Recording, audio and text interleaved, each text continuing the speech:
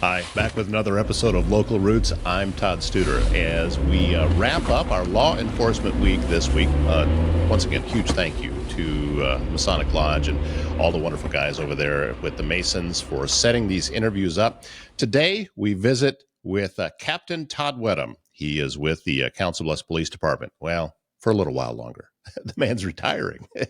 He's been in charge of investigations for a while, and we're going to talk with him about his career, about what got him into law enforcement, and some of the different challenges that he has. And that conversation is coming up very, very soon here on Local Roots, and we're really glad that you're a part of it. Say, wanted to make mention that Sail On and Fly High, this is an organization that's run by Dave and Cassie Lawrence, and they're based in Council Bluffs. They have a golf tournament coming up in July, and we're going to be telling you about that in the coming weeks. So if you go to sailonandflyhigh.org, you'll be able to learn more about everything that it is that they're doing. They put on a huge mental health celebration last night in Bayless Park in Council Bluffs, but it's to help raise awareness about mental health issues, to help stop stigma attached to it, get money into the hands of the people that need it. Also working with a lot of teachers and schools. They just do so much in the area. So we're going to be promoting their golf outing, and we hope that you can get it on your schedule. More about that is going to be coming up next week. In the meantime, if you need precision metal fabrication done right, look no further than Foxco Fabrication in Council Bluffs. Custom welding to large-scale manufacturing, they're going to bring your ideas to life with expert craftsmanship and cutting-edge technology. If you go to their website, foxcofab.com, you can see some of the projects they've already done. And Rick loves the one-offs. He really likes unique ideas. Not a big fan of large-scale projects that, like the same thing over and over and over again. If you ask him to make you 500 cups, he's not going to do it. But if you ask him, say, hey, can you make us 5 of something, or can you put a sign together? Yeah, that's just right in his wheelhouse. So go to foxcofab.com to learn more. Yesterday, I was at Council Bluffs Business Connection meeting, and had a chance to hear from Travis Castle and Associates of American Family Insurance, and he was telling us again about how important it is to pay attention to what's going on with your insurance and check what your coverage is. We're coming into storm season, so you don't want surprises if something happens and you don't know what your coverage is. Have you been ignoring those letters that are coming from your insurance office? Probably should take a look and make sure, because there's been some changes in the insurance industry. So if you need home, auto, life, business, or farm insurance, American Family Insurance, Castle and Associates can help you out with 4 convenient locations in Trainer, Council Bluffs, Bellevue, and Elkhorn. Give them a call for your free quote. More from Law Enforcement Week. This is Captain Todd Weddum with Council Bluffs Police. Thank you, sir, for your time. Thank you for what it is that you do. Thank you for just top to bottom. Thank you for everything involved with this, because as I've said multiple times today, and I will continue to say it, we don't function without guys like you in the positions that you're in, doing the jobs you're doing. I mean, that's just how it is. And I don't know that we say it enough. And even if we say it a lot, we don't say it enough. So thank you. No, thank you. I appreciate that, and thanks for having me here. Well, let's talk a little bit about your role and your job as captain. What, without going into too many details that we can't know about, what is day-to-day life of a captain in a community the size of Council Bluffs? For me personally, I'm a captain. I'm in charge of criminal investigations. So detectives, general crime investigations, whether it's your house gets broken into, somebody's robbed, somebody's financial crimes, those detectives report up through the chain through me, and also the narcotics detectives fall under my chain of command, along with our CSI unit and our property and evidence units. So those are my day-to-day is making sure all of those facets are operating as well as they can. And, well, yeah, that's a lot to keep track of, I'm sure. And I've found the best avenue for me to be successful in my job is I find good people to do the hard lifting, the heavy lifting for me. And if you find the right people, they can make you look pretty good and pretty smart. Is that a hard process, finding the right people? Not so much. we're small enough agency. You know who people are. You know how they work. You know strengths and weaknesses. Generally, in my division, criminal investigations, it's short of being called in for something that unexpected that happens. It's a Monday through Friday, pretty decent hours.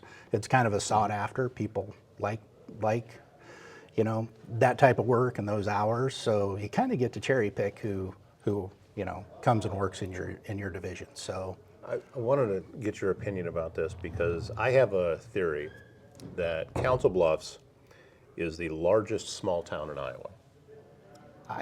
And because I think it feels hard to argue that. I think it feels like a small town. Yeah. You go to other communities of similar population. I'm thinking like Ankeny. Ankeny doesn't feel like a small town. No. It feels like a suburb of Des Moines. Yeah. But I don't think Council Bluffs has that same feel. I mean, I think that when I talk with a lot of business owners, and it all behaves just like any other small community around Southwest Iowa. Right. We just have more people. Right. I would agree wholeheartedly.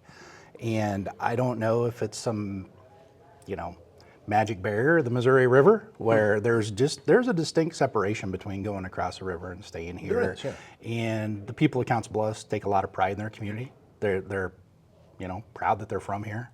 I don't have any animosity towards anybody in the great state of Nebraska. No, because I talk about that too, is that I'm not saying that one's better than the other. I'm Right. just saying they're different. Yes. Because I hear people have said that, Council Bluffs is part of the Omaha Metro. I disagree with that because I think that based on what happens here ultimately is decided in Des Moines, and what happens in Omaha is decided in Lincoln. Sure. It's completely separate rules. Yes. Your police department here is operating under separate rules than what the Omaha Police Department does. Yes. We're kind of an anomaly in the state, I think. Bigger city, but when you compare metro areas, you go up to the river to Sioux City, and they're still in Iowa, but there's a Nebraska element there, a South Dakota element there. But the city of Sioux City is the 600-pound gorilla in the room. Right, yes. Same over in the Quad Cities. Here, we're, a fraction of the metro area. So small town, big city problems. Yeah, so that's, is that a different kind of challenge then for the police here than it would be other places? I don't know. I have friends in Woodbury County and over in Davenport and Dubuque, and I don't know if it's necessarily a challenge. We have to operate here in Council Bluffs. I mean, we know our own local and state statutes, what our limitations are, and then you have to know once you cross over to that river, depending on the scenario, the rules change.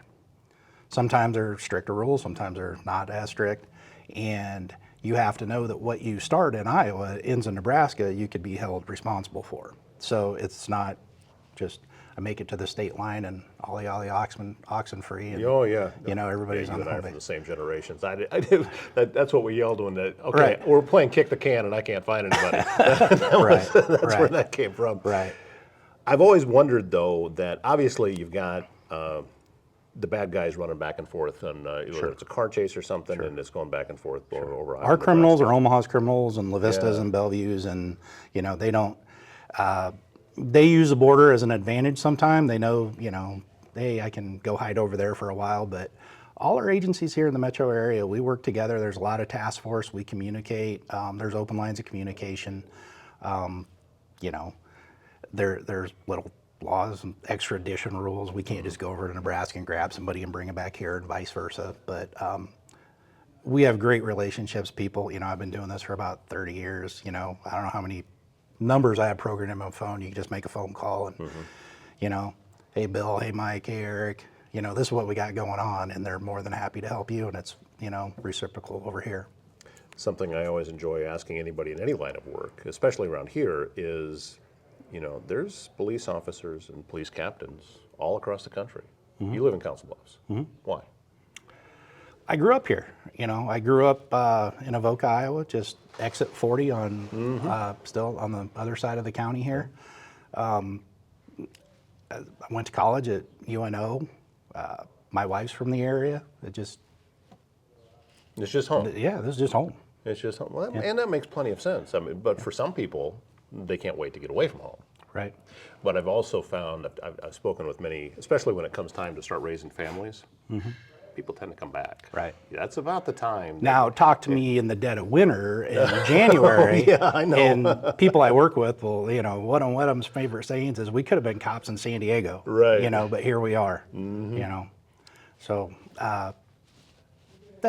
never regretted my decision to stay here. How about going back to when you first got into law enforcement? How sure were you when you started that, okay, this is how I'm going to spend my career? Oh boy. I went to college to be a civil engineer.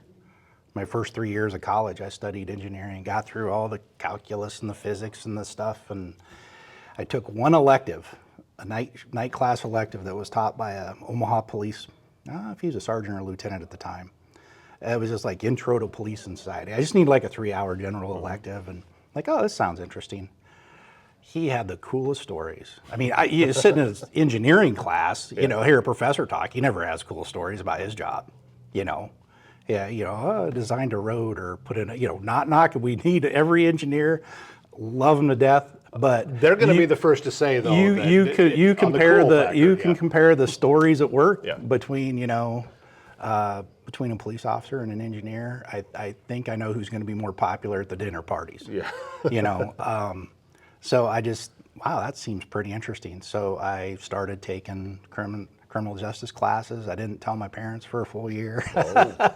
So they got over it pretty well. It was, the early 90s. I got out, and it was a tough time to find a job as a police officer back then. I mean, you would go test for the Omaha Police Department, there'd be, 12 to 1,500 applicants. Yeah.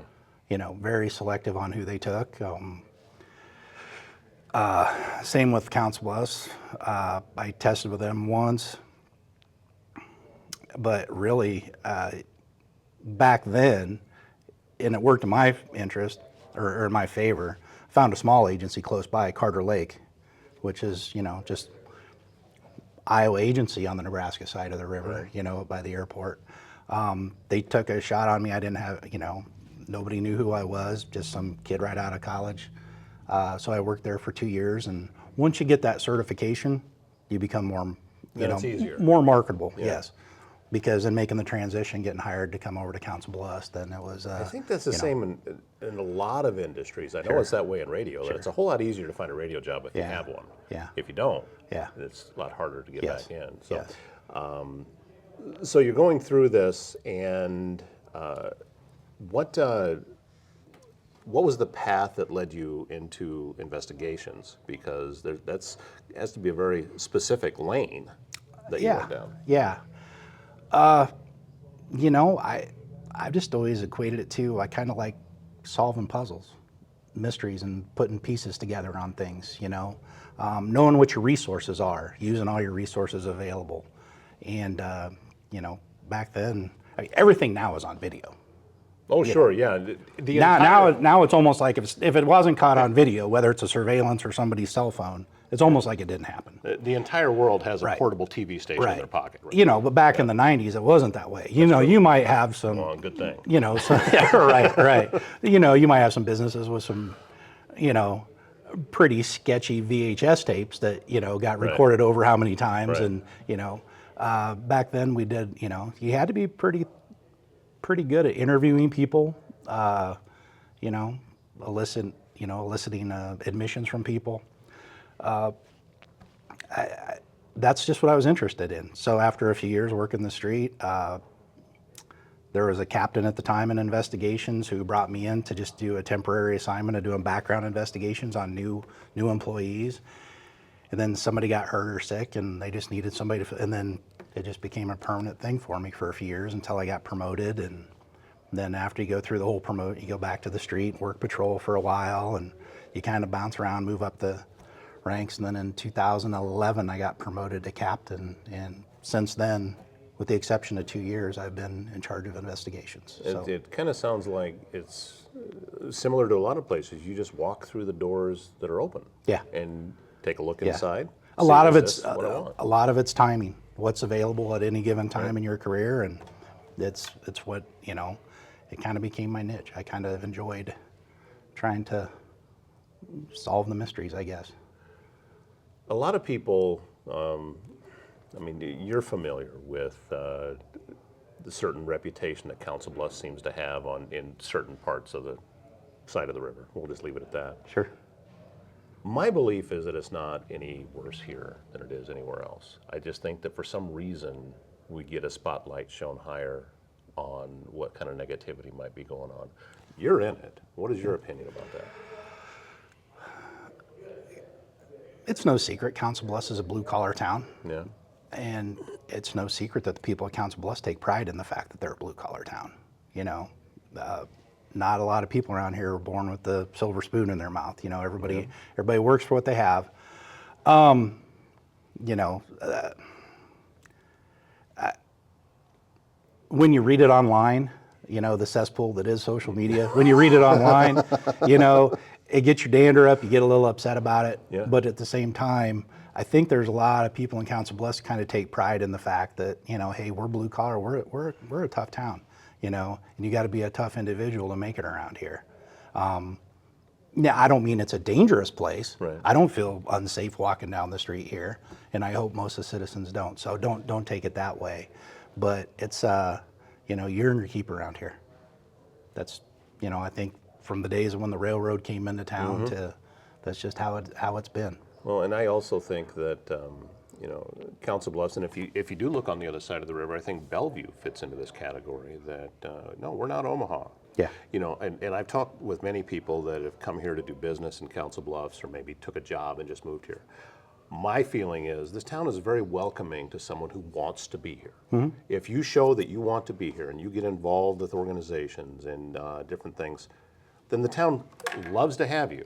But if you're dipping your toe in the water and then taking the money and running back across the river, they will sniff that out in a second. Everybody appreciates loyalty. Yeah. So, yeah. Yeah, so again, this is just, these are all theories I have. I think I say it all the time. I'm going to make a T-shirt that says, I don't have facts, I only have opinions. I think that's a pretty solid observation. So what, we've talked with other people about staffing and recruitment and things like that. Where are things at with the police department right now? Right now, we're in a good spot. Yeah? We went through a couple-year cycle there where, boy, we just couldn't keep our heads above water. Almost to the point of, you know, you hate to use the word burnout, but a lot of people are getting burnt out on forced overtime, and you know, really didn't matter what assignment you had. If we needed to fill cruisers and, you know, put cars in districts and, you know, get to our minimum staffing levels, that's what you did. Right now we have the last 2 hiring cycles we've been very successful. Almost to the point now where our training program has almost reached its capacity because we almost have so many new recruits now that we're trying to get trained. We might not, we're on the maximum of the training officers that can do that. And then you roll into the summer months and vacations and things like that. But as of right now, we're sitting pretty good. You know, we're getting to a point now too where there's a whole crop of us. There's, you know, probably close to half a dozen of us that are going to be retiring here in the very near future. My final day is on June 30th. Really? Yeah. So I know they already have the individuals identified that's going to, you know, take my spot, you know, or, you know, take my, you know, slot on the agency. They probably won't move them right into my office, but yeah.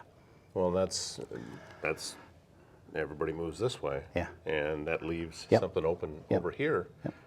It's you know, for quote the Lion King, the circle of life, you know, or whatever it is. I mean, everybody, and it's time. After 30 years, it's time to move on and let somebody else come into the position, and you know, they might have a better way of doing things and looking at things, and put more of an emphasis and a focus on something different than I did, and that's healthy. Do you have any idea of what you're going to do with your extra time? You know, my wife, God bless her, she said, you're leaving right in the middle of the summer, take the rest of the summer and don't do anything, figure it out.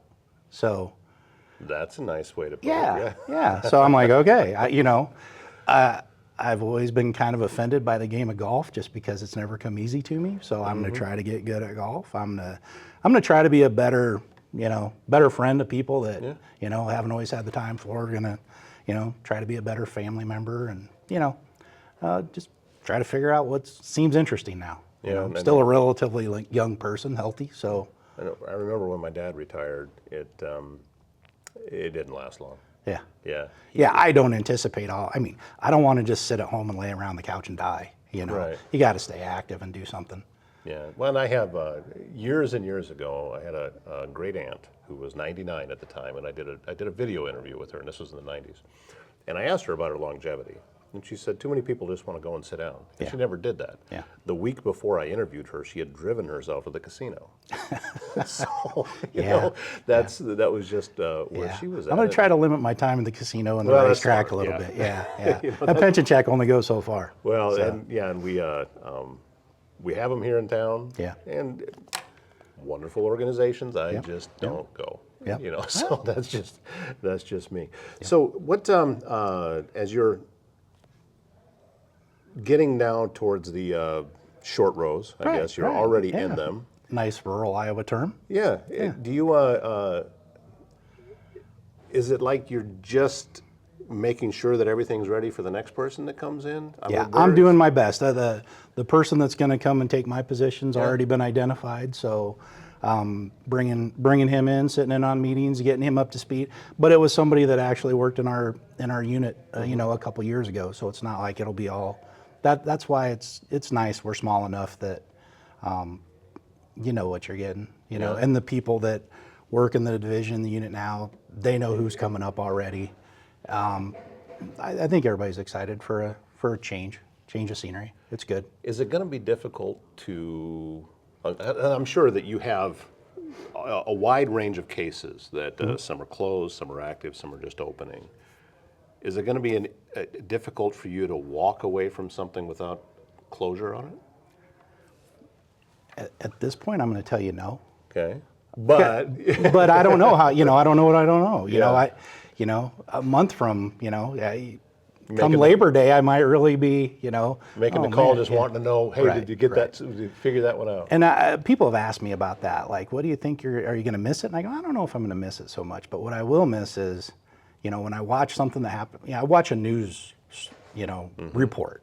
And I'm like, well, that's not what happened. That's, I'm like, that's not the whole story. You mean you're not getting 100% authenticity from well, the news organization? I'm not saying there's anything deliberate there. I'm just saying they might not always have all the facts as you know them. Right. So I'm gonna miss not being in the know of big things.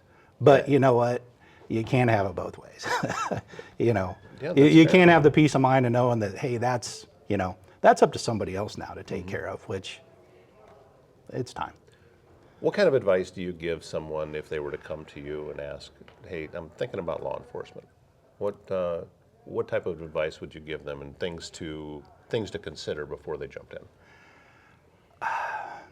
What I would consider if I'm talking to, and I've gone and talked to high school groups before, and they, I've had people, one of my oldest son's best friends asked me one time, he goes, thinking about going to college, but I don't know. I'm either going to go to this university and study criminal justice, or I'm going to go to trade school and do HVAC. And I'm like, wow, that's kind of opposite ends of the. And I'm like, go to HVAC school.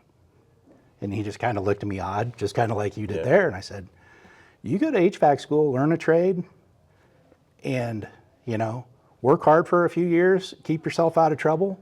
And if you still want to become a police officer, we'll hire you and we'll train you to know everything you need to do. Right. You go off to the college and you get a criminal justice degree. If you decide that you don't really want to be in criminal justice after a couple of years, you can't just go to the HVAC place and say, hey, will you hire me? Very true. I want people to be as well-rounded as possible. I think the best officers are officers that have some life experience before. I had a smaller agency take a chance on me right out of college. I didn't really, a few part-time jobs here or there. But, if we can hire somebody, 25, 26, 27, who's, got some sort of, I don't even know if they really have to have, a formal education, but maybe some military experience, or show us that they're hard work and they show up and they're willing to put in the time and effort. Those are, those are the kind of people that I think make the best police officers, who have life experience. And, you know, if you're an HVAC guy and you're going up knocking on a door and talking to customers and, you know, communicating with people is becoming a lost art. Oh, definitely. You know, face to face, you know, communication and interacting with people as opposed to sending messages and, you know. Yeah, I remember when everybody was talking about when COVID hit that, oh, this is going to be the new normal now that we found that we can stay at home. No, it's not. Right. I knew for a fact it wasn't. And COVID wasn't even over yet. And I'd opened up a commercial space for a business because I knew that people were going to want a place and they need that human connection. Yeah. That conversational piece that you're talking about, it is a lost art, but also it's something I believe people crave. Even if they don't realize it, they do. And it has to be incredibly valuable in your line of work. Now, I want to back up. I'm not trying to, you know, I don't want the criminal justice college, you know, programs of these colleges saying the Council Bluffs Police Department doesn't want you to go get a college degree. That's not what I'm saying at all. But I am saying that sometimes when you do go into a certain educational field, you might get pigeonholed a little bit there if it doesn't end up working out exactly how you want it to. Well, and plus in that specific instance that you're talking about, here's somebody that's trying to decide. They right. don't know for Right. sure. Right. And I just did we produce a podcast about the trades that is designed to encourage young people to consider the trades as an option coming out of school. And I got to interview some 2022 high school graduate that went and got his journeyman as an HVAC. And I'm looking at this young man and I'm thinking, you know, when I was your age, I was couch surfing. I had no direction in life. And you, going the direction you went, you have set yourself up. Even if you decide that you don't want to do HVAC, ultimately, you always have something that you can do. And you can do well and you can make a really good living at it. Absolutely. So I think that's where I don't want to give firemen too much credit on here, but they seem to have it figured out. Right. You know, you can go into any fire barn somewhere and those guys on their days off could probably build you a house. Yeah. You know. Yeah. I've used one that, so you know, the 8 days a month they work, you Mm-hmm. know, at the fire station, the other days off, they're out making a decent second living and, you know, helping each other out. And I've always been a little envious about that. I've never said it publicly until now, but I wouldn't want to trade jobs with them. But, No, but that aspect I kind of a little envious of. Yeah. On the flip side of that, there's working 24-hour days, and you may get some sleep, but there's no guarantee. No, You know? no. Even though I do joke with them, they eat till they're tired and they sleep till they're hungry. Right. But that's just a little good nature ribbon between us. So I'm the one thing that I'm staying away from with any of these interviews that I've done today is it's a cliche that, you know, the stories that you know you must have and that kind of thing. Yeah, you've told them to death, and there's really and people have heard them all the time, but still compartmentalizing the negativity that you deal with and being able to remain positive. You have a very positive vibe about you. So obviously you figured out a way of being able to put that aside, and because you deal with negative every day, but yet still produce a positive life. Yeah. My wife might disagree, but I feel like I'm getting out of this career in a good spot, you know, mentally. There isn't a whole lot of stuff that I mean, there are some incidents and some, you know, scenarios that weigh heavy on me. But I've always had it's good to have a good support system behind you. You know, my family's always been good, my friends. I think it's important in this line of work to keep friends that aren't in this line of work. That's fair. Yeah. So, you know, we don't all just sit around and commiserate about all our woes and, you know. Well, and that's what happens. You get together with friends and in the same industry, you just only talk about that industry. Yes. Yeah. So I, you know, my childhood friends, ever since first grade, still my best friends now. So also another great advantage of living in this area, you know, that's just kind of how it is. But yeah, compartmentalization, I think I've become pretty attuned to it and good at it. I'm not the kind of guy that really talks about work outside of work a whole lot. Occasionally you'll be at some party somewhere or a gathering and somebody who doesn't really know you very well will be like, what's the worst thing you've ever seen? And I usually just shut them down by saying, why would you ask me that? I don't want to know that. Why would you ask me what the worst moments of my life are? I would never ask you that. Why would you ask me that? And then they get kind of embarrassed, and then things shut down. It's awkward for a minute. Then, you find something lighthearted to say and you move on. But I don't know. I've never, this profession's never been my identity. I don't, I don't introduce myself as a, cop when I go meet new people. I'm not ashamed of it, not embarrassed. I'm proud of my career, things I've done, things we've accomplished around here together. But it's, it's what I do. It's not, it's not everything about me. Sure. Well, and I think that's going to, as you heading it now into retirement, that'll serve you well. Yeah, I hope so. I don't know whether it's going to help your golf game or not. Well, it can't hurt. No, but well, congratulations on thank a well done career. Thank you. And I there are people that tell me they appreciate what I do, and I just, I kind of say it in jest back, but it's really true. What I do best is I sit back and watch good people do good work around here. And, sometimes I get credit for other people's work, but in that same, breath, you got to take the blame for when things go wrong. So, it's just part of the job. But not one moment's regret working for this agency for the last 28 years. It's better than any job I could have had. Yeah. So Excellent. Well, now that we've sat down and done this, and I know that there's a radio host in Omaha named Crash Davis who's going to think that this was his idea, but it's not, it's mine.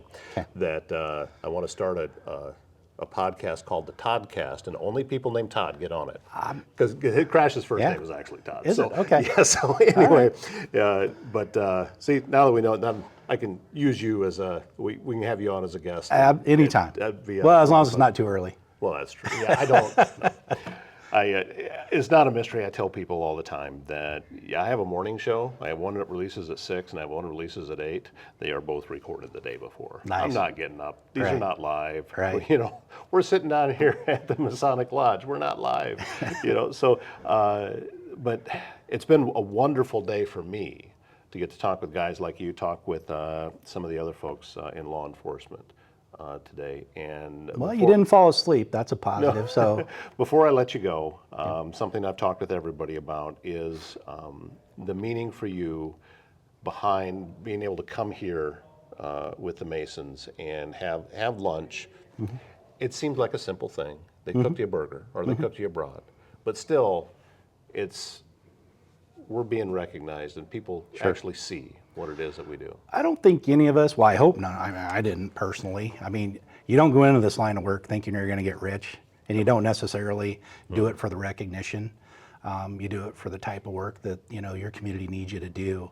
But it is nice getting, having people tell you they appreciate and they notice. It's just a chance to say, okay, take a breath. Yeah. You can breathe here. It's okay. And run into few old retired police officer, law enforcement officers out there, and we give each other a hard time, and it's good. It probably should happen more than just on, National Police Week. Right. Appreciate that they do it, but we need to get together and celebrate our victories and us surviving all this, more often. Well, Captain Todd Weddum, soon to be put a little RET period. Oh, that's going to be in all capitals. Oh, you put it in all caps. Yeah. Thank you very much for your time. No, grateful. Thank you. Enjoyed talking to you. You bet. And I'm looking forward to hearing about the golf game. Yeah. You can be my partner anytime. Thank you to all of the members of law enforcement for everything that it is that you do, and especially thank you to those who are kind enough to sit down with me this week and do interviews, and that we could then pass on to you.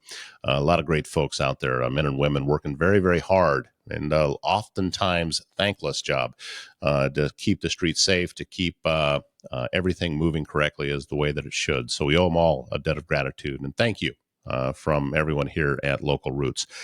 Do you or does someone you love need in-home care? Home Care Advocacy Network helps you maintain your own privacy in your own space while still receiving care and support with a personalized touch. Aging in place can be critical for many people. Home Care Advocacy Network can meet those needs with an understanding that assisted living is best at home. HCAN of Southwest Iowa brings the personal touch to care at home in Glenwood, Red Oak, Clarinda, Council Bluffs, all the surrounding communities.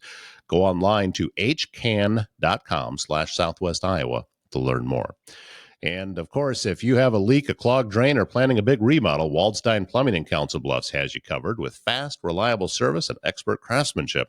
They handle everything from small repairs to major installations. And also keep in mind that same company, it's Air Serv Heating and Air Conditioning. And if I'm guessing that if you have having any kind of air conditioner issues at all, they have been very, very apparent. So if you get a hold of Air Serv Heating and Air Conditioning, get them to come out and take a look and check things. And, whether it's Travis, if it's Hayden, it's any of their staff that they have.